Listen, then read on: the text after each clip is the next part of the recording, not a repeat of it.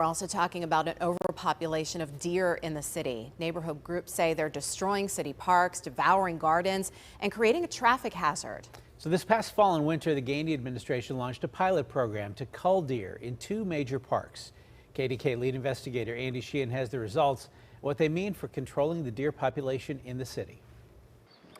In the pilot program, bow and arrow hunters culled more than 100 deer here at Frick and at Riverview on the north side.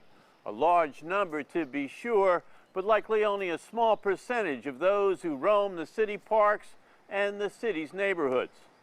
Gone unchecked for decades, naturalists say the deer have eaten through the city's major parks and have fanned out into the neighborhoods, feasting on gardens and creating a traffic hazard.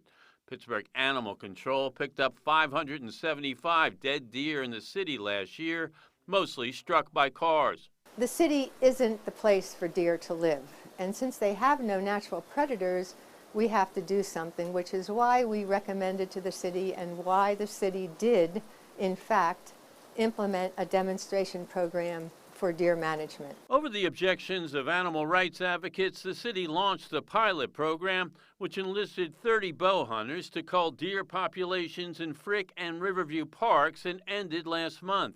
The city hasn't released the final figures, but I've learned that hunters culled 108 deer, 67 in Frick and 41 in Riverview.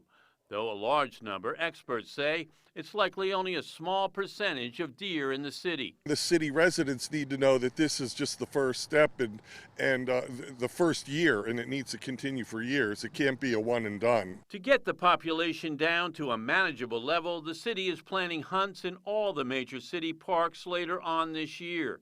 The Gainey administration won't yet discuss those plans, but former game officer and now consultant Gary Fujak says the city needs to commit to deer culling for the foreseeable future to return the parks back to their former health. There is hope, but it needs to be a concerted effort, and it has to happen for years and years to come now because it's been out of control for decades.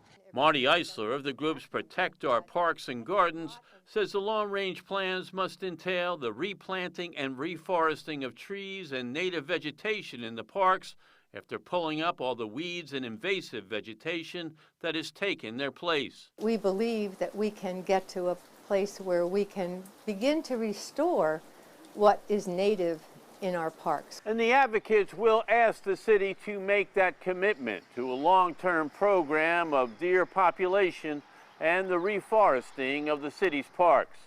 Reporting at Frick Park, Andy Sheehan, KDKA-TV News.